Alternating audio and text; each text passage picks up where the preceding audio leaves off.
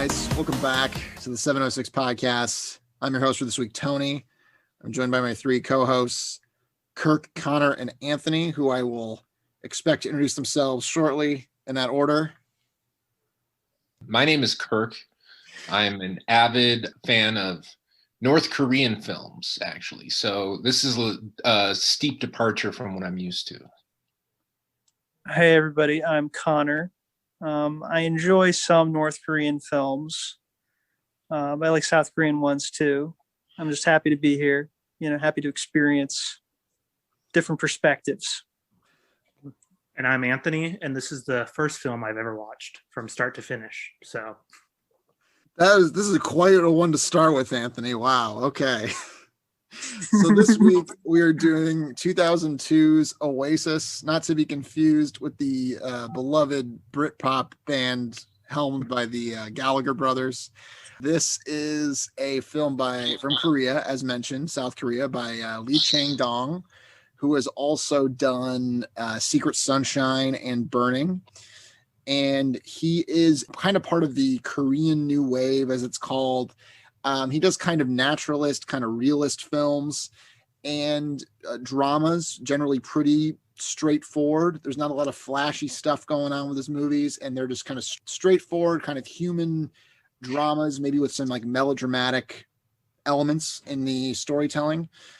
And this movie premiered in Venice Film Festival, won the Silver Lion for Best Director.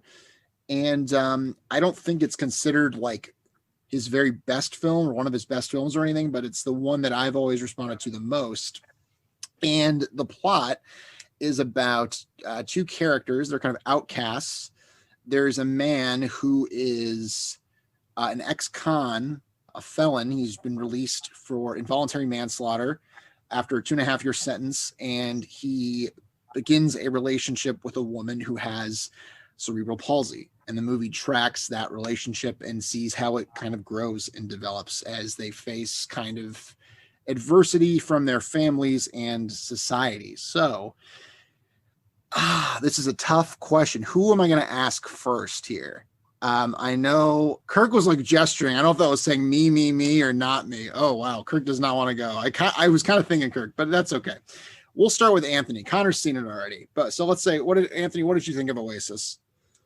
Sure. Well, I'm going to argue right away that I think this movie should be confused with the Gallagher brothers for a number of So I got to start off. Actually, I'll say is the way I watched this movie. I don't know if you guys use Fandor, but the way I watched it is this movie is begging for the Criterion or some group to really update it, at least with maybe the footage I saw, into a much cleaner, like nicer looking cut. It just felt like I was still watching like a DVD from like the early 2000s, which is not a knock against the movie. I'm just saying, like, I feel like this is a director that you would assume would have a much higher quality print available online, readily available online anyway. That's not just Fandor. But two, watching this movie, I'm going to be really curious what Tony has to say about it and what he responded to it. I've seen Burning and I've seen, I think Peppermint Candy is his other one, which I really like. But this one didn't quite do it for me in a number of ways. I think the middle of the movie is where I kind of really responded to it, in which their kind of relationship is unfolding, or you kind of see this image of them going out into the town. And you see the way like some people react, some people don't, but the way like people project their ideas of normalcy and the way like normalcy is projected back, and how the woman in this sort of relationship, and like you were saying with cerebral palsy, is sort of fantasizing about like what she and her boyfriend might be like if she were someone without her sort of condition. And I think there's a weird sort of like problematic aspect to that kind of throws me off at times, even if I still find it sweet in how earnest and innocent they also seem.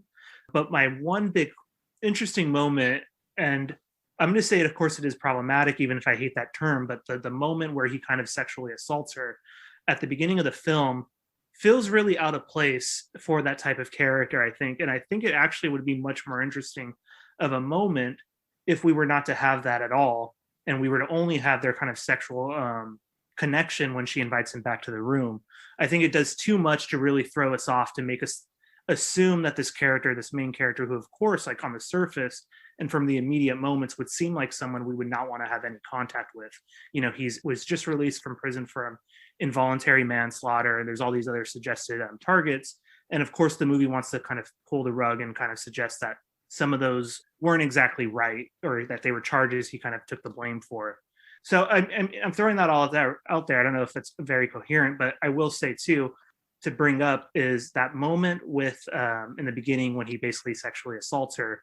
I wanted to bring up, this may seem out of left field, but I was thinking of Kirk here because I kept thinking of Montage of Heck with the Kurt Cobain documentary. And if Kirk remembers, there's the moment where Kurt Cobain tells the story of how he, and it's probably a little bit mythologized and maybe even exaggerated, like some people have said, or even made up to some extent.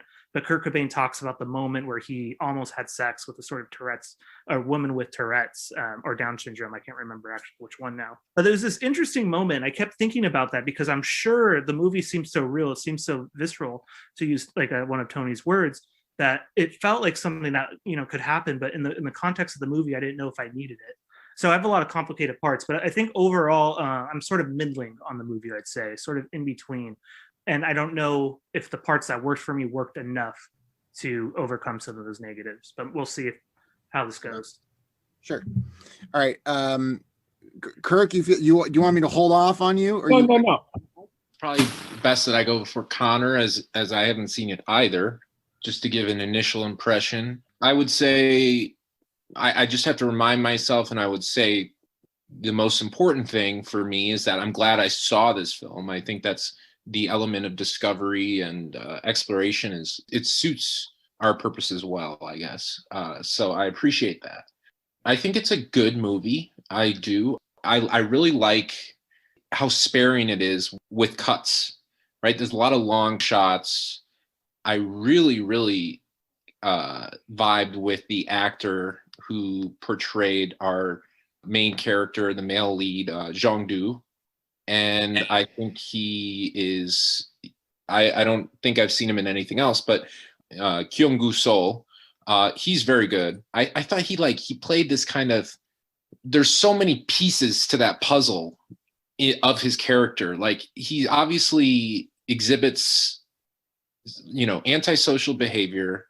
He probably has like a diagnosable conduct disorder. He's prone to criminality. He's possibly on the spectrum as well, on an autism spectrum.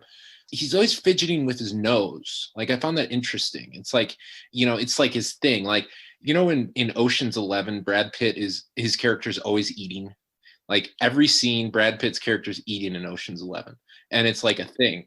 In this movie, he's always messing with his nose, always kind of wiping his nose, and it just felt real. Like, it made it more accessible for me, I guess, or I'm not sure. It imprinted in my mind the character. It's kind of like a totem for me to latch onto. But I thought the movie started really strong. I thought the story of just him, you know, exclude the female lead, I think is interesting enough, or was interesting enough to be a movie in and of itself. Like, this guy who kind of took a bullet for his brother, who socially competent brother. Socially competent, more successful, more responsible. You can use a lot of terms there to describe his other brother. He's the black sheep. He's the pariah, but he was selfless in that he took a bullet and his brother killed somebody in a hit and run, and he said he did it. So he went to prison. And I thought that was an interesting twist. It was kind of a redeemable factor because, yeah, I'm not going to lie, after the, you know, sexual assault, it was kind of like, I was just like, you know, this guy's, it's pretty hard to connect with this guy. But, and also later on when he's at the family dinner, it's just, they really play into like the feeling that he's just a despicable person. Like, he's eating, she's trying to grab the fork. He just doesn't know what's going on. And then he threatens to leave her in her wheelchair outside because she's mad at him after the party. And, you know, it made me flinch a little bit. But I think that's the intention of the film. So I'm not going to hold that against it. I think that's well created, you know. So I'm rambling about this character. I thought that was the highlight of the film. I just wish, I wish that the female lead had some more it just felt like an easy path to have everything in her life be tragic. You know what I mean? Like in kind of like 80s and 90s media, we always had gay people, people of maybe even transgender, whatever. There's always an element of tragedy, right? They're never allowed to be happy. They're never allowed to come out with any sort of happy ending. It's always suicide, homicide, separation, homelessness, whatever. So I felt like this was an opportunity to tell like a story about maybe her family's a little more connected, right? Her family aren't total douchebags who take advantage of her disability status to gain supportive housing for free. Like that was a nice little touch. But you know, that it's hard though, because then there's like a dialectic here where it's like we're trying to illuminate the struggles of someone with cerebral palsy, but at the same time those struggles are more nuanced than just my life is full of shit and everything in it is bad. And then also I think, you know, the idea of her having agency, I don't know, like, you know, she's so socially isolated. Is this truly a romance? Is there just an element of coercion here? Like he's letting himself in to her apartment. Like she really has no control. I'll be brief here. You know, and then the one other thing I had a problem with, like, how is she not able to communicate that he didn't rape her when they walk in? Like, how does the family not have a means of communication? It's frustrating, but it adds to dramatic effect. So I think that the idea was we're going to create this kind of forlorn, this sad, tragic, harrowing story of two social misfits on the edge of society who come together and find love despite, you know, gruesome circumstances. And I can appreciate that for the movie. It's one of those things where if you look too closely, you know, it might become a little irksome. But I think overall, Tony, I would say this is a good movie. I would say I'm really glad we saw it, and I'm glad you shared it. But I would be interested to talk more about like what you guys thought about just how the female lead was portrayed. Like, was there nuance to her story, right? Did she have any agency in the film? Like, I'm just curious what you guys think, but that can come or not. It's more a suggestion than an order. So thank you, Tony. All right, thank you, Kirk. And Connor, this is your second time watching Oasis. We actually watched this movie together a few years ago. It was our first time we watched that. And have your thoughts on the film changed, or how do you feel about it these days? You know, it's funny because when you first suggested the movie, Tony, I think the first time you suggested it multiple times. The first time I'm like, guys, don't be put off. Tony is emphasizing the unpleasantness of the story and of its elements, but it really is a love story after all. There's something you will be able to glom onto with this movie.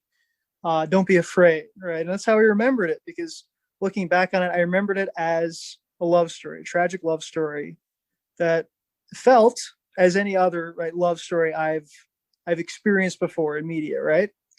And is a good one. Now, watching it again, right, I was kind of hit by the unpleasantness of it. I forgot about how explicitly violent, right, the sexual assault scene is, how incredibly ugly the situation is, how incredibly ambiguous this beginning of the relationship is. Nevertheless, despite that, at the end, I still felt the same way as I did watching the first time, more or less, but now with an awareness and an interest in how does the movie make me feel this way? Why does it do this? How can it do this? Right. And that to me is what the movie is. It is an exercise in kind of in manipulation, like any good movie is.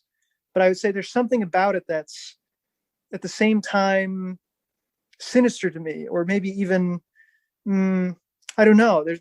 I don't like the manipulation in a way, having thought about it, having reflected back on it. But I do find it interesting, and I can appreciate it as art. I'm just wondering, what does that manipulation do for us, or where does it take us? But that's a larger question about kind of themes and stuff. We can get into that in our discussion. But I think so much of it is about, right, fundamentally, or for instance, why do you need the sexual assault scene? Well, and on the one hand, it's because he can get away with it. The director can get away with doing this, that he can start a relationship this way, right, in the most violent, fucked up possible way, and still make it work. So that's part of it. Yet at the same time, it's kind of essential to it because of the kind of unpredictability of our main protagonist, such that when he does turn out to be sweet and kind in some ways and kind of be this kind of breath of fresh air in this world that is so unremittingly self-interested and bleak, we feel this relief, right? We feel this hope that makes us attached to the love story that we are being told, right? Even though, again, it's kind of, it only refers back to itself. Ultimately, it only seems to be able to see how I can make this kind of love story with these fucked up elements to kind of set it in relief. And I guess I can't get beyond that as I think about the movie in a way, but I think there are other things to be discussed there. So like on the one hand, I'm in awe of its power, the movie. On the other hand, I feel this kind of like distance from the movie, or a certain kind of suspicion of the movie at the same time, having watched it a second time. This is so interesting, guys. Because this movie really is like, Connor used the word, I think the first time I mentioned it's provocative. It certainly is. It's a provocative movie. It's a very discussable movie. It's a very it makes some pretty bold choices, which has always been something that I've responded to. But I find it so interesting because my reaction to this movie is so different. I have such an overwhelming emotional reaction to this movie. I have such an overwhelming cathartic, to me, this is one of my favorite movies. If you were to ask me in a given day, what's your favorite movie? There's an okay chance I would say this, over, whatever else, it just shatters me. The movie destroys me. And it's a movie that when I saw it the first time, I kept thinking about it. It would creep up on me and it would just sneak up on me. And I think, there is part of it.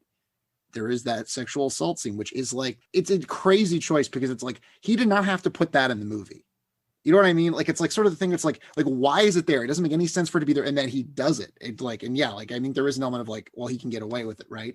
But it's why is it in there? And it does create this weird dynamic, and it makes the movie kind of sticky, or makes something there's something very uncomfortable about it. And there's something too, and I said last time when I pitched it, I have a hard time articulating why I like this movie. And that's partially why, because on some level, I think this whole plot is kind of indefensible. There is something kind of horrible about this movie. There is something kind of gross about it, right?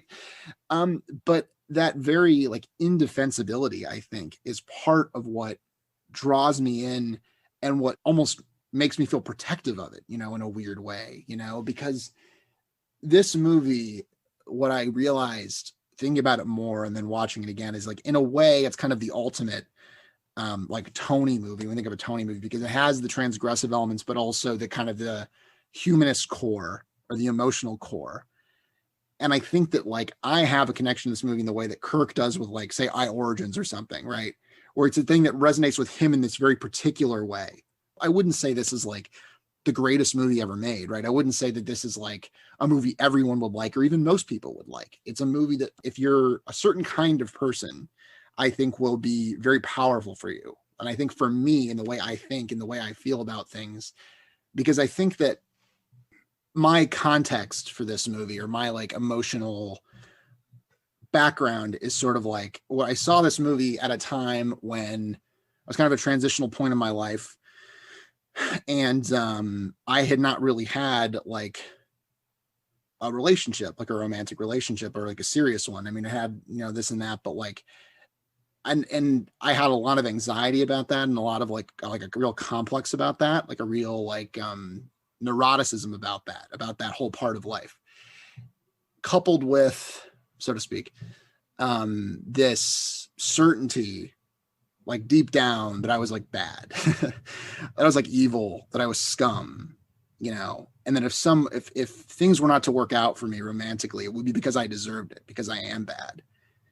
And what I found so revelatory about this movie, so stunning to this movie, what still blows my mind, is the idea that no matter how vile or how worthless you might feel, there is still love. There is still the possibility. Every human being in the world has that inside them, the potential for love, and yearns for that connection.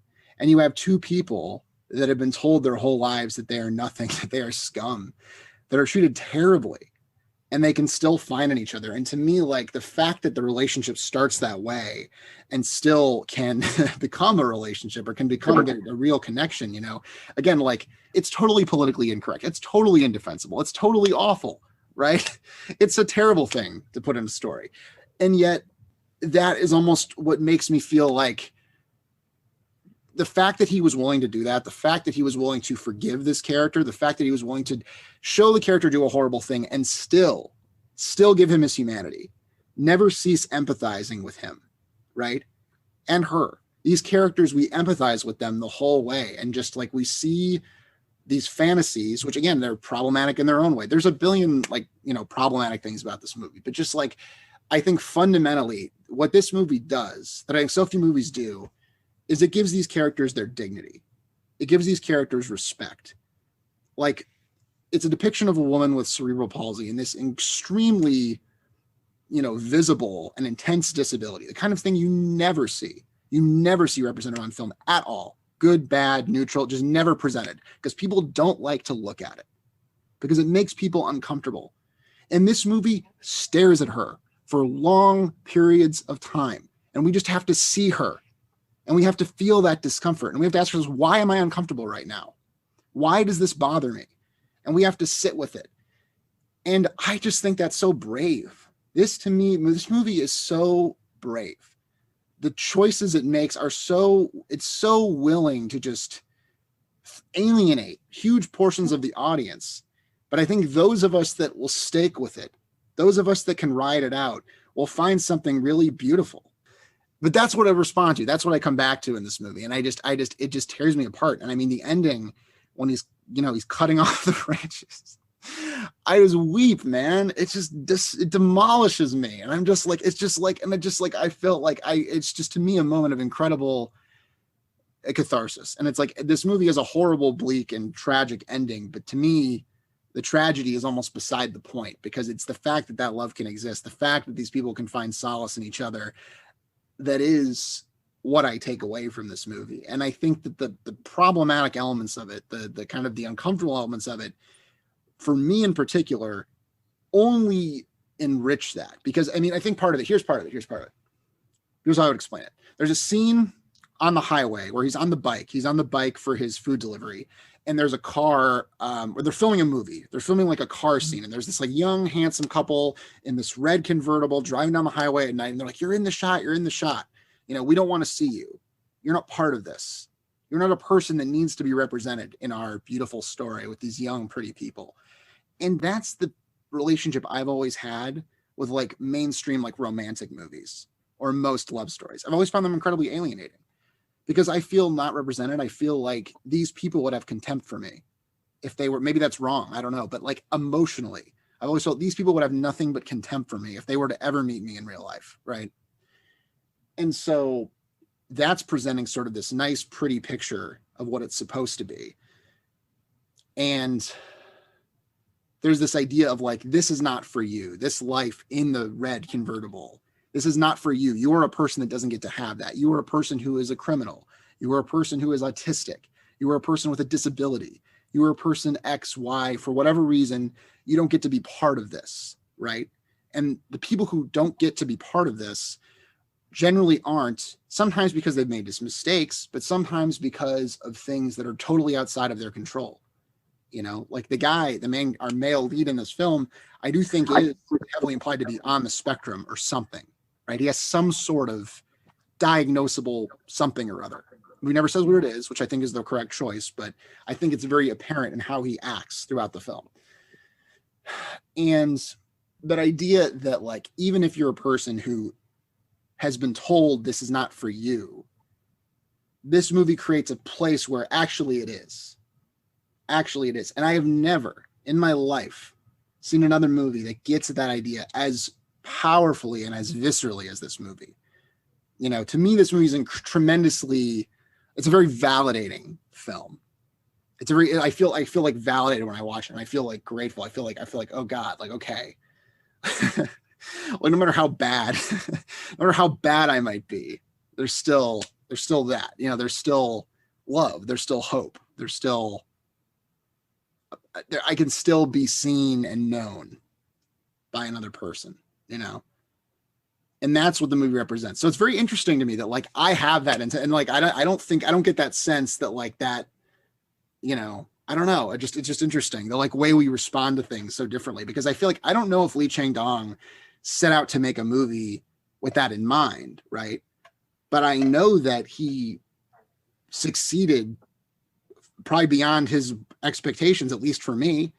And I don't know how many people react this way to this movie. I mean, it got like pretty good reviews or whatever, but I've never heard another person who had this reaction to it.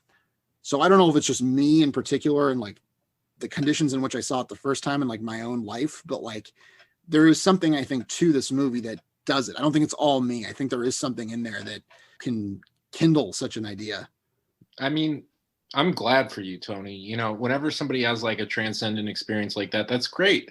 And that's really kind of awesome that we can see that you've had that experience, even though we haven't, but we can feel the vicariously, we can see that you're kind of enthused and fulfilled through it by it, and that we're kind of a party to that. And that's very interesting. And we all have our own kind of eccentricities and likes. And I think it must have hit all the right buttons for you in your particular developmental period of your life. And then that kind of carried through.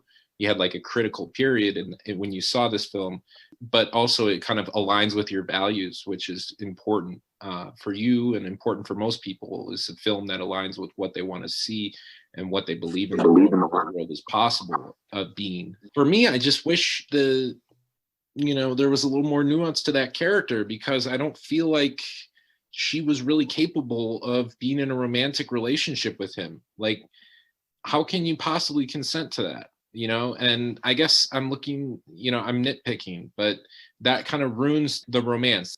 I'm not able to suspend disbelief as fervently as you are. I don't know. Maybe I'm just, kind of a cynical bastard, but. No, I think those are perfectly valid criticisms. I think that's the obvious criticism, right? That's what most people would, that's the most objectionable thing about the movie, right? You're kind of getting to the heart. No. I mean, the most objectionable thing about the movie is that she doesn't actually have cerebral palsy, I would say. But wouldn't you guys agree? I don't know. Maybe I got my 20/20 glasses on. But, I mean, do you think Daniel Day-Lewis is bad for doing My Left Foot? I mean, where do you draw the line? I mean, it's a little different. I don't know. Well, okay. I mean, that aside, and yes, I'll grant you that. Like, sure. Like, again, I think there's a million problematic things about this movie. Absolutely. And I do think just in terms of my personality too, that is, I think, that thing that draws me to it as well, honestly. Like the idea that it is transgressive, the idea that like this movie is sort of indifferent to those kind of cultural norms, which is maybe that's bad. Maybe that's bad that I have a bias in favor of that. But I do think that does draw me in it, because to me, it feels almost more like it's getting at something real. It's dispensing with sort of this thing of like, we have to check every box or do everything 100% correctly to get at an emotional idea in this visceral way to make you feel it, which didn't work for you. And obviously it's going to push away just as many people as it brings in. But I want to go back to your point here, because I think you're talking about kind of two different things at once. I think you're talking about, on the one hand, is her character nuanced? Is she a well-realized character? And is this character, as portrayed in the movie, capable of consenting to like an adult romantic relationship, right? So let's take the first question first. So do you guys find, what? It's just a shame, because you like you said, we don't see people with cerebral palsy in movies, represented in movies. And in this particular movie, like literally she's treated like the scum of the earth. So, Anne, you know what I mean? I'm trying to draw a parallel. Does anybody else have a parallel they can consider? But from a different movie. Anthony, do you have one? Well, I don't know if necessarily a parallel. The only real case of cerebral palsy representation I could think of is in Breaking Bad, which of course famously the actor had stopped taking his medication to appear more like someone would expect of someone with cerebral palsy, which is interesting in and of itself. But I mean, but to get back to the movie, I think, and I almost feel bad for bringing up almost critical points for Tony's reaction. It reminds me of when we talked about Connor's love for Hidden Fortress or something. It's almost, and your love there. But I think the way you were talking, Kirk, and the lack of nuance, and then earlier when Connor was talking about the manipulation and the necessity of almost that assault to really bring these kind of people down to a sort of horrific origin point for them to really go through. But I think if we're thinking about the woman here and we're thinking that her key lines, and this is where I have the problem with, is because I never get the kind of this idea of dignity for her, because her only sense of dignity seems to be drawn about this comparison to being normal, if she normal in the sense of how other women are in society around her, such as when she's on the bus and she sees a much more conventionally South Korean attractive couple, and she reimagines herself. And we actually see that reimagining of her without cerebral palsy playing and hitting her boyfriend jokingly on the head with the plastic water bottle. But the real key point, I think, for her is through the assault and at the very end when the people believe he's assaulted her, despite that being the one time when she actually wanted to engage openly with sex to kind of feel like a woman or whatever. It's the cop who has the line, and he tells the man, he goes, when you look at her, do you actually get like turned on from that? And it's this awfully humiliating line about how people with basically disabilities are never attractive in this kind of realm of normality. But that should be the key then here, is that he does find her attractive. He does find it appealing to her. But of course, we know that from the early get-go, it seems to be kind of imbued with a sort of horrific sense because, of course, he infringed on one of the great social taboos, which is to inflict your own self onto someone with a sort of disability that they cannot also stop you, to commit the sort of sin of, assault, rape, or near rape in that moment, in which she has no vocal say about until that moment. And when she finally does have a say about her sexuality, it's completely undermined because society can never really view it as any sort of sexual impermissibility. And so for me, her dignity is always either undermined or it seems to have to be pulled back into a sort of direction that doesn't allow the person to live as just a person with the disability. Okay. Yeah, I mean, there's something about that. Yeah, no, I agree. Like the fact that I think just on a gut level, you kind of feel like, oh, this wouldn't quite fly like in a movie made today, that she would fantasize about herself like with, as sort of able-bodied, right? I mean, sure, she might, but it's kind of, the movie should qualify that somehow, right? Like, she should be fine as she is, so to speak, right? Sure, there's an issue there, but I think, yeah, it's a very complicated issue. I mean, I think we do have to think about what the movie's asking us to do. I mean, and kind of go there a little bit. I think on the one hand, we can take a morally reductive and perhaps helpfully morally reductive view, right, of the initial sexual assault, which is obviously horrifying, right, at all kinds of levels, and it's supposed to be horrifying. But clearly, we're supposed to see him as having mixed motives. I think from the beginning. Obviously, I think what Anthony was getting at was the idea that, well, from the very get-go, what is his attraction to her? Well, it's kind of her vulnerability, right? And that seems to kind of imply immediately along the kind of consent framework that this relationship could never work because it's based on his kind of desire to exploit her weakness, right, in some way, because of her disability. But I think obviously too, there's another reading going on. I think clearly that is part of his motive, right, when he shows up. But then on the other hand, right, he brings the flowers, right? I think this is supposed to communicate, however problematically. I wouldn't apply this to real life, for example, but I think in the context of the film, that clearly his motives are mixed. That on the one hand, he identifies with her somehow, right? On the other hand, right, he sees her as a victim. And somehow I think there is something there to what Tony was describing at the beginning about how kind of like, again, it's the hopeless mixedness of all like, relationships, really. I mean, there's always an element of like, I don't know. There's always an element there. I don't know. It's like there's something to it that I think is deep. I think the movie wants us to think about that moment. But on the other hand, as I just did, I think you can take a more morally reductive view of it. And you can also view it simply as, right, as a means to an end of creating this romance, right, in some ways, because of somehow again, I think the contrast, right, because it started this way. I mean, it depends on other things, right? Somehow, like, I guess we should ask the question too, like, if it were not, obviously you'd think the sexual assault would rule him out completely as a protagonist that we can feel any sympathy towards, right? The movie does other things to kind of change our mind. And I guess it's worth thinking what those things are, Well, I think that's kind of what I'm sort of getting at, more so than like it shouldn't be there, especially in 2020, or that these are visions that shouldn't necessarily be shown. But I think if we're taking Tony's reading, which is the story meant to show that love could be extant for even the most kind of social outsiders or social miscast, people who we wouldn't normally think of as being loved, then we are also taking the movie on the face value that the most innocent and pure love exists only because it's on the social rim of unacceptability by most common standards, which is it's only in the realm of someone who's believed to be this kind of like former criminal, former social deviant, and the person with the disability, that they are so far on the fringe that they're able to demonstrate what it means to really have a pure love. And it's so innocent, even as they long at times for a more conventionally acceptable romance. But at the same time, then we have to wonder, it's why then do we have to equate within the film's logic the sort of idea of a social outcast who's only a criminal or former criminal with the person who has the disability itself, which has a sort of weird, I think, kind of tension, even within the movie's kind of logic and framework. Sorry, Tony, I didn't want to cut you off. Sure.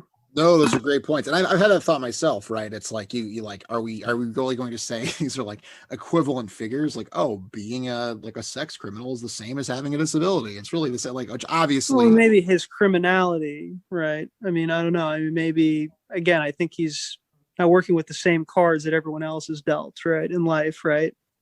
No, yeah. Like he's also kind of a disabled guy too. I mean, that's part of it. Yeah, I think it's sort of like this is a person with some sort of unspecified disorder. I mean, this is one of these things, and I think another reason I vibe with it, or a reason I can follow this character, because I think that it's so tempting. And this is an idea I've always really resented. The idea that there are people out there that like, well, I'm not them, good for me.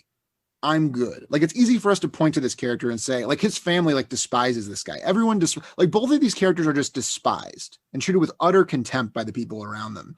And I think the thing that they share, maybe it's a problematic thing to say they share it, but I do think it pretty much scans, it pretty much works. And I would stand for this. People look at these people and say, I am better than these people. I am more of a human being than these people. It's like the end of the movie when his brother is whacking him. He says, you're not a man, you're a beast, you're an animal.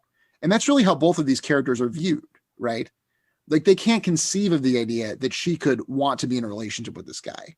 And I'm not saying you guys are doing that, but within the moral universe of the movie, within the social dynamic that exists, the movie creates, they don't see her as capable of wanting to be in a relationship as a person because they see her as like a child or an animal or something. Just as he is not seen as a man, he's seen as like this primal beast, right? So it's basically like, aren't we great? Aren't we great because we have a good job? Aren't we great because we know how to be polite to people at dinner parties? Aren't we great because we internalize these kind of social cues in high school that these people just weren't able to do for whatever reason, right? And I think that's why that twist midway through is so important, that the brother did in fact kill the guy, because the idea that there's this division between I am a human being and you are not is fake, right? And I think that's what the movie's kind of saying. It's like the movie is provocative in the sense that it's saying like, you are not that much better than this guy. You might not do this. I would hope not. But at the end of the day, how much better are any of us than either of these characters, right? And I think that that is the kind of the challenging statement. And that's a statement that I really respond to, that I really feel. That's part of what makes it feel validating for me, is the idea of like, yeah, like how can we say, like the idea of like, we always say judging people is bad. That's kind of a conventional wisdom. It's like just a thing we always say. It's something we tell kids, but it's hilarious because nobody lives that way. We are so judgmental all the freaking time.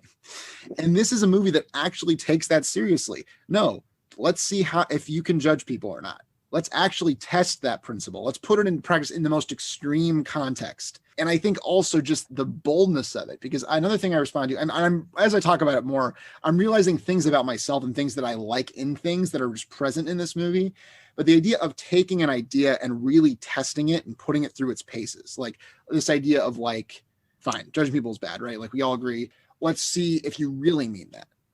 Let's see if that's really something you believe with this extreme situation, and things that can test those ideas like that can push and pull against the things we maybe want to see and the things we think we should want to see, I think is really interesting dramatically and narratively. And I've always found those stories to be the most engaging. I have just kind of a question, and I'm not indicting you, Tony.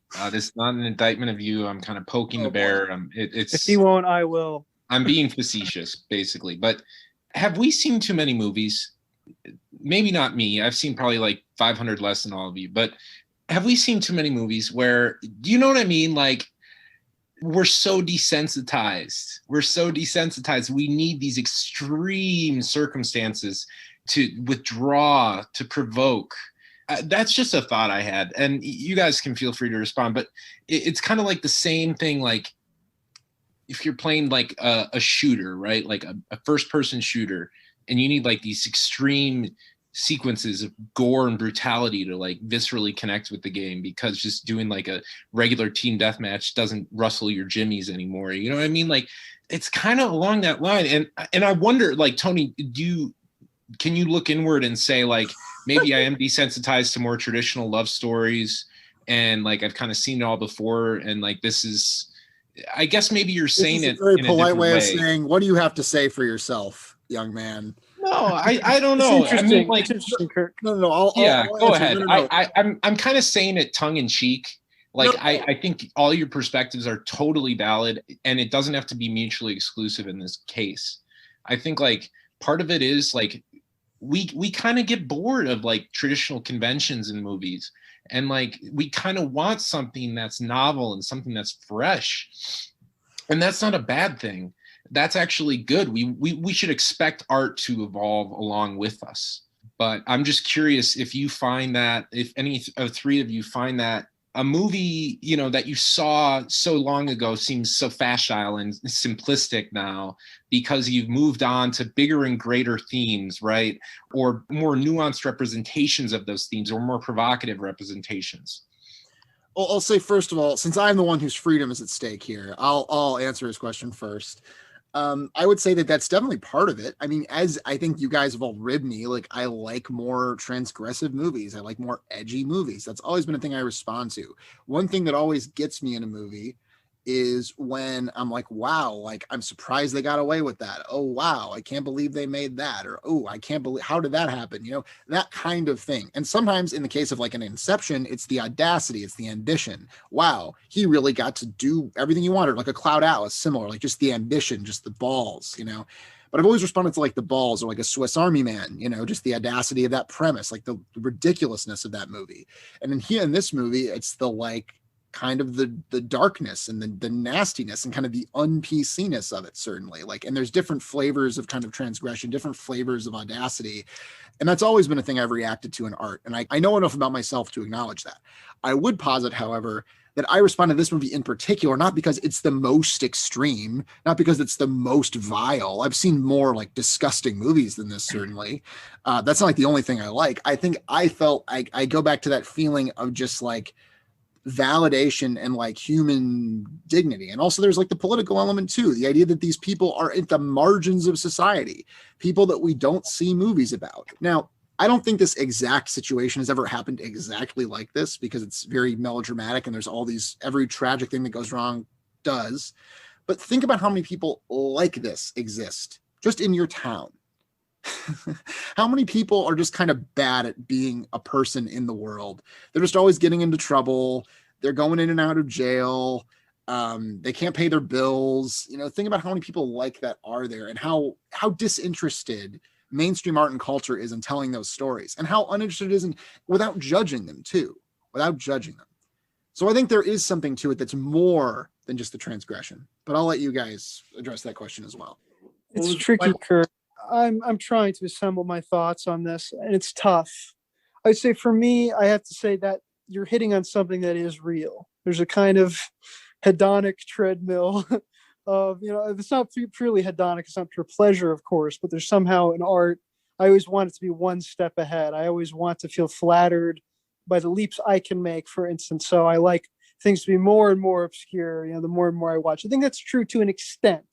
Though I have to say, like, revisiting older movies, I don't find them boring. You know, movies that I've watched before, I don't find them boring or anything. I don't necessarily need growing levels of complexity, but I think that is a factor in the way that art evolves. And that's, if it were not for that, we probably wouldn't have this movie in a way. But I would say, kind of boringly, I just think Tony has made the case for why this is not simply a love story, but with this fucked up, you know, sort of frame. he's argued that it is its own story, right? That it's something to say. And I think he's made the case for that. Though at the beginning, for instance, I think it would have been totally in the vein, what I said at the beginning, which is that basically it's a love story that just succeeds because of its fucked upness in some ways. I think, Tony's maybe changed my mind a little bit, or at least he's made a very good case for the specificity of the story in that it can reflect on life in a way that, another story couldn't. It's an interesting question, Kirk. I think we have to remember is, when we started this podcast, I wanted the 706 greatest novels of all time, but Tony can read, Kirk refuses to read, and Connor only reads books in Latin. And no, I think it's a hard thing. We all went around so many episodes ago and we talked about what we thought each other responded to. And I think as an individual, it was easier to think about the movies I might like based on your guys' judgments than on what I see and have seen, over the years for myself, because I would find myself very unpredictable, but maybe that's not necessarily true. I would say for myself, what I respond to, though, of course, more than anything, regardless of the subject, is a sense of style in movies. And I love seeing a sense of style. And I don't mean in the necessarily the flashy sense always of a Wes Anderson, or even in the understated sense of, like Lee Chong-dong here. But I like being taken in, and I like kind of feeling or knowing the manipulation of the movie. And I like seeing it happen underway. And I like being put under the spell of something that just kind of makes me forget and only focus about the picture, which is why I'm so jealous of when it happens to other people, particularly for this movie with Tony. Thank you all for that. And like I said, tongue in cheek. And I think I was projecting a little bit, to be honest, because for me, one of the most important things of a film is whether or not I can establish an emotional connection with it, right? And in order to do that, I have to kind of turn off a piece of my brain that hones in on constructs and conventions of film. And I have to kind of forget that I'm watching a movie in a way and actually be able to empathize with the characters. So that's why I brought it up. I was just kind of thinking, am I so jaded that I need this because there was a certain emotional reaction I had to that sexual assault that I probably haven't had for other scenes in a long time, right? So that was powerful. But then at the same time, I was wary of it, because I was is this the new bar, right? Do I need someone with cerebral palsy to be sexually assaulted for me to feel this pathos, right? I don't know. But anyways, Tony, it was a great movie, and you did do a good job of defending it, I will say. Okay, great. Well, in that case, I've been talking for a while. I think we can go on to the voting then. How about I start with Anthony? All right. No, I think you laid out as probably a best defense for this movie as I could have heard from someone else.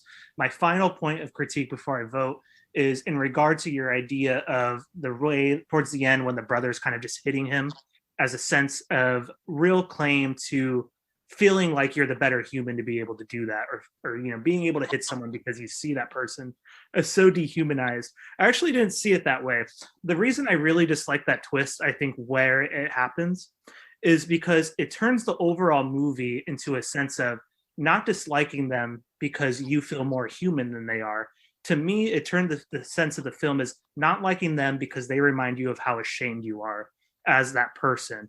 And it's not just a shame that lives in the individual here in the movie. It's a shame that really transgresses to the overall family structures that we see throughout the movie. And in the family structures and the way they kind of congregate, not just in the family, but the social units of the police, the woman's brother who's supposed to take care of her but doesn't.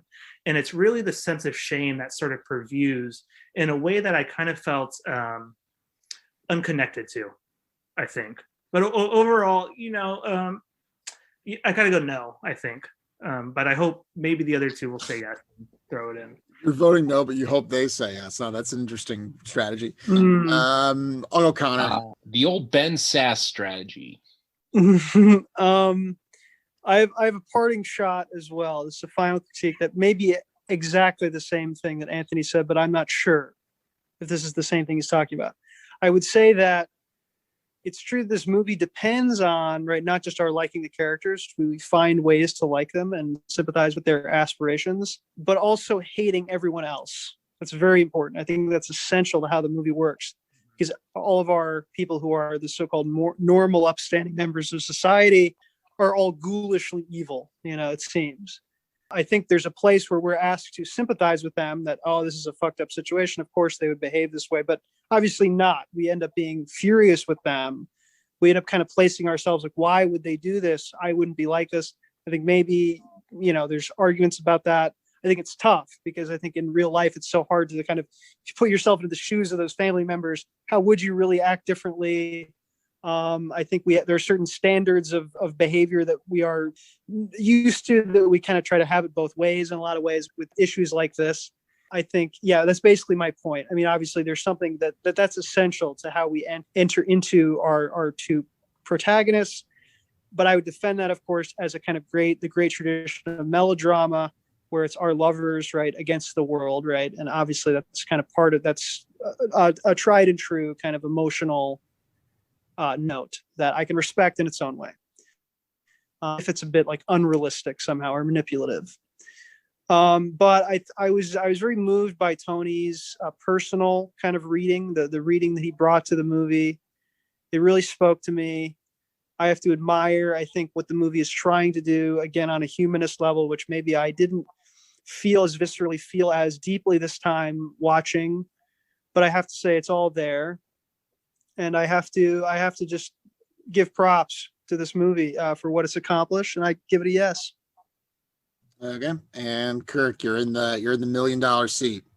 It's been a while. Well, yeah, this interesting case. I Tony, I kind of feel like I'm just gonna write, kind of a summation of my thoughts. I feel like this movie does an excellent, superb job of allowing you to sympathize with these two individuals. Not so great a job of allowing you to empathize with them. And I think it wants you to sympathize with them. Like, I think it wants you to feel sorry for them in a way. And to me, that feels a little easy. And I don't know why, but I think everything else, I think it's so, like, the spanking scene, just the family photograph, like, this movie could have come out last year and I would have said, I wouldn't have known the difference except for the horrible visual quality on the render I saw, but it was absolutely awful. And I don't know if the use of shadows was intentional or it was just the gamma filter or whatever on my end. I don't know what it was. No, yeah, Anthony spoke to that too. I think just the version on Fandor is in standard def and it does not look very good. I do wish there was like a good HD transfer available online, but alas. Yeah, where I watched it too, it was a different site and still wasn't very good. But I was on Tubi, but it looked like a Smash Mouth music video basically. But I will say, Tony, I will be more of a human than you were last week when you so rudely excoriated me for my love of I Origins. And I will say, Tony, I recognize your humanity. I recognize the validity of your emotions and your beliefs and your values. And I will vote yes for Oasis. Great. Thank you, guys. I'm honestly kind of surprised. It's interesting, the dynamics at play. Because, like, if we voted at the beginning, I doubt it probably might have been 3 no's. So it's interesting how things kind of. This is the dialogic process of podcasting, Tony. This is what it's all about. Yes. So, and of course, the shoe's been on the other foot. I've certainly been convinced before. Anyway, we're going to move on to our next section in which these 3 are going to pitch me films to potentially watch next week. So was it Connor who went least recent? All right, Connor. So you decided. I went least recently. And as you'll hear in the bonus bit, there was some kind of behind the scenes sort of game theory, sort of planning the play here. I'm going to go second. Ooh. I would like Anthony to go first. Then I'll go, then Kirk. All right. One thing I think we also got to compute in the future. I'm really curious if one of us has gone much more than the other one at this point, too. Side note.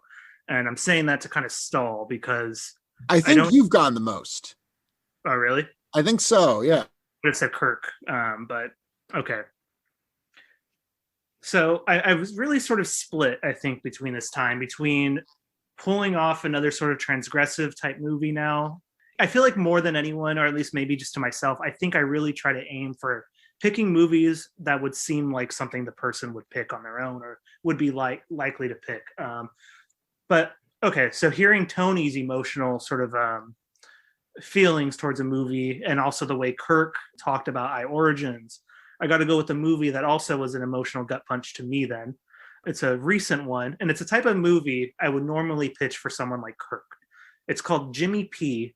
It's in English. It stars Benicio del Toro. It's directed by Arnaud Desplechin, who's a great director. But it's simply a story about this World War II vet, played by Benicio del Toro, who may or may not have a PTSD from something related to his service in the military. And the movie unfolds over a sort of buddy kind of relationship with a psychoanalyst. But the movie's super fascinating for the way it kind of delivers this relationship, the way it kind of refuses to kind of see psychoanalysis as this sort of delivery of the epiphany, and the way it kind of talks about the sort of effects of feeling human and what it means to feel human, but also what it means to sort of be, in the context of the movie, a native man who's enduring the sort of relationship of how society views him, and the little things you really have to do to kind of keep yourself in check and motivated to live everyday life. And what year is it, Anthony? 2013. 2013. Interesting. Okay, I asked because to give you my recommendation, I first have to go into a little bit of film history. Let's start from the beginning. We've got silent movies, Charlie Chaplin running around, dancing around, tripping over stuff, hanging off a clock. You get that, right? Then it gets racist. You get Birth of a Nation, Casablanca, and all that stuff. Okay. Then you get to modern movies like Joker. Okay, we all know Joker. We all love Joker. My interest right now is exploring the middle period. Okay, after movies were racist, but before we get to modern movies, like Joker. No, go ahead. So what I would like to do is explore. I've been looking into the movies that have inspired Joker, or supposedly. I think Joker really more like inspired them, but it's a whole argument. So I'm going to pick a movie that is a clear or text for Joker. I'm talking, of course, Martin Scorsese's King of Comedy from 1970 something. I don't know. It's from the 70s. And obviously it's a classic text. If we want to understand film, we have to understand the Joker. Therefore, we have to watch all the movies that inspired Joker. We're not yet ready for Joker, is what you're saying. We have to build up to it. I suggested it, remember? I know, but it was premature. You realize. It was premature, but we're going to try to build up the library. Okay. All right. We should do a next superlative episode, whether it be 75 or 100. It should be like most and least woke canon, like who has had. That would be interesting. That's not a contest. I mean, come on. I mean, we know least, but the most would be the actual tabulation. That would be I don't think it's Tony. Yeah, we'll see. But all right, Kirk, what do you got for us? All right. Well, we got a bunch of people in this arena right now, pretty high on their own supply. We need to bring it down a notch, me included. Let's rid ourselves of the pretense. Let's go back. Let's blast back to the past. 1999, specifically, with one romantic comedy that stands out for a variety of reasons that, I'll extrapolate upon should it be chosen. But I'll name the film outright, I guess. Blast from the Past. I guess I already did. Starring Brendan Fraser and Alicia Silverstone. This is, if you want to say Heather's brought in the 90s, this book ended the 90s. This is a perfect... The ripening of the 90s. Yeah. Yeah, it really is. This movie's fascinating. It's about I don't know if you've seen it, but it's just for the audience, about a man who is raised inside a nuclear bomb shelter, Brendan Fraser, by his parents, Christopher Walken and Sissy Spacek, I believe. And he's released into society. They believe a nuclear extinction has happened, event in the 60s during the Cuban Missile Crisis. And he's released some 40 or 30 years later to go rummage for supplies, and he's met with modern society and all the ills and the pitfalls, right? And he's kind of lured in different directions, and he meets kind of a seedy woman who's able to initially take advantage of him. But anyways, the point I'm saying is this movie is fucking hilarious at times, like laugh out loud funny. and we need more comedies. We really do. We need to round this out. Maybe this is a zag, you could say. I'm zagging from, we're very serious right now. We're kind of in the mire, but I'm able to zag here. I think this is a lighthearted romp, and I think it's original, and the director, who is Hugh Wilson, is convicted, and he sticks to his guns, and this is along the lines of Oasis, the exact same, actually. They're 1-to-1. He's all about sticking to his guns. Anyways, when you say convicted, do you mean like the director of Jeepers Creepers was convicted? No, he stands by his convictions. He's convicted. He's convicted of As conviction. passion. He's convicted of his passion. All right, that's good. I mean, yeah. I will say though, Kirk, that's a good point about wanting to make it a little lighter. But Connor did pitch The King of Comedy, which, as I understand it, is the funniest movie ever made. So this is you're facing an uphill battle here, my friend. Now let's go into our rebuts. So Anthony, why is this Jimmy P character? What makes your movie funny? How about that? Why is your movie the funniest of these three?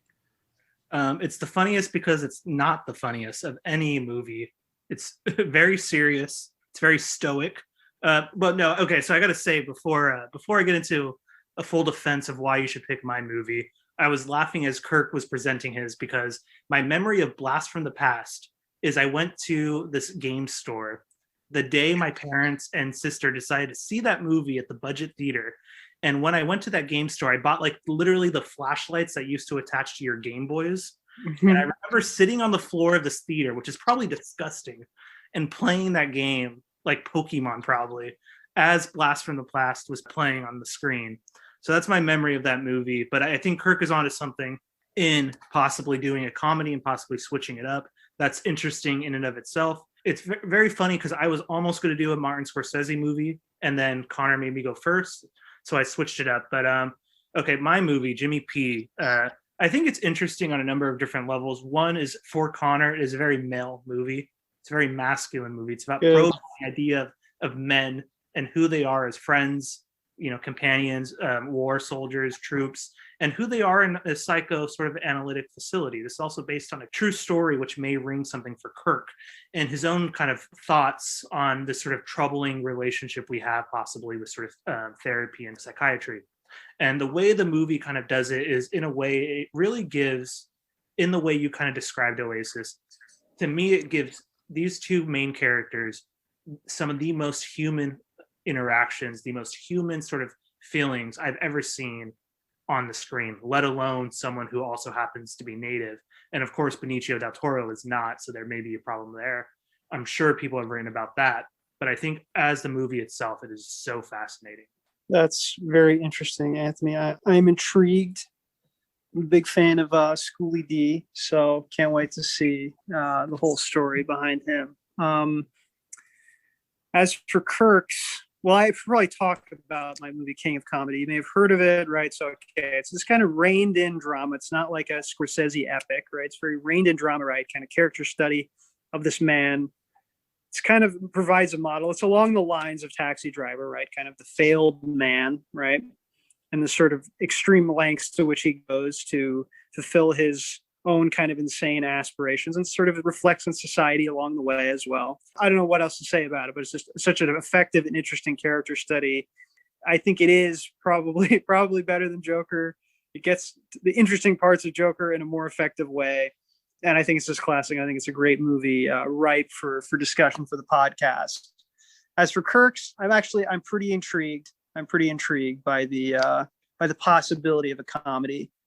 I was going to make some kind of joke about it based on what Kirk said. Oh, yeah. Okay, here was the joke. Kirk, I'm more of a New Vegas guy. All right. Fallout 3 sucked. That's a good one. That's pretty good. I will say that both movies that have been pitched are interesting. This is one of the funniest comedies I've seen in such a long time, or I've ever seen, I guess, because, I've lived my life. I think it's worth a shot.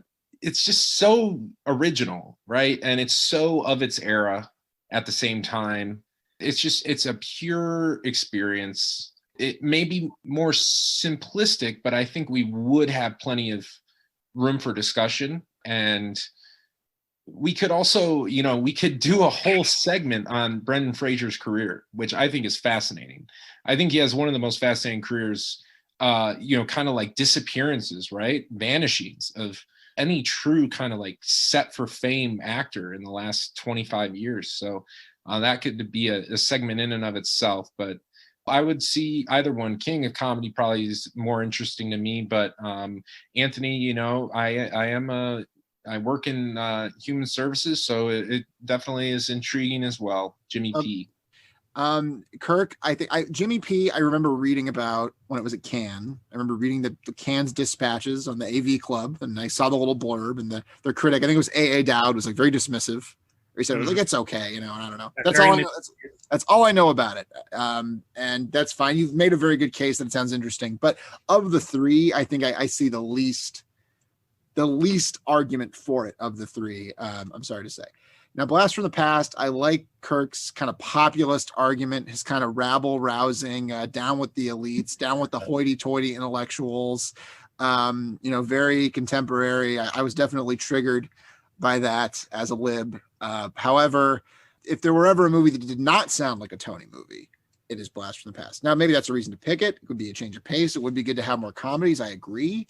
But we got the king of comedy sitting right there at the top of the table. It's got the crown and everything. And I've seen it multiple times. Maybe I'm being lazy. Maybe I'm being unadventurous. But I feel like King of Comedy, it's such a perfect choice for the podcast. It's such a movie we have to do. We've done one other Scorsese, Age of Innocence, but I like doing Age of Innocence and then King of Comedy because they're not the obvious Scorseses, right? I think they're both great films in their own way. And I think King of Comedy is just a great, it's just so interesting. Great performance, Robert De Niro. You got the Joker connection, you got the Taxi Driver connection. It's just a really cool movie. And I think that it's one I've thought about pitching before, which is ultimately why I'm picking it. So I'm going to go King of Comedy. Nice. I had a feeling. It's a Tony bait. It's a Tony pick for sure. But I'm glad you're willing to watch it again. I forgot, I never considered the angle of who's seen what. I should try to recommend more original things, but if everyone had seen it, if Kirk had seen it, I may have said no. I may have gone to Blast from the Past. Yeah. Oh, don't use me. I'm just to be honest. That's how it is. If everyone's seen it, I'm less. All right. I will say this is my Harper's letter that we do need to tone it down, and we need to be more balanced, guys. What's wrong with watching Jaws or Jurassic Park? Those are some of the greatest movies of all time. I pitched Pulp Fiction last week, and you called me basic. Pulp Fiction was the fucking epitome of pretense in the 90s. Oh, no. For the standard, the blockbuster. White guy loves Pulp Fiction. No, they think they do, and then they think they're sophisticated because they we're do. getting way too. We're going in a circle. We're going. Getting wound up here. The Native American film, and Tony just shat on it. Yeah, I don't know, man. I don't know. Guys, in all seriousness, I'm joking, but next time I will come back with another populist pick, and if it's not chosen, I will consider. When it's Pulp Fiction, I'm gonna kill myself. It's Mishima. Oh, and then if Connor won't pick it, it'll break my heart. I would love for you to become a Mishima guy, Kirk. I would love it. Okay, guys. Well, thank you for tuning in. I hope you don't think I'm a bad person if you watch this movie and saw that I enjoyed it. A little bit nervous to discuss it, but I think it was a good discussion, and I think we dug up some truffles, us pigs here. So without further ado, we're going to have Anthony sign us off with his beloved catchphrase. I'm not doing it for this one. Yeah, good point. I mean, really.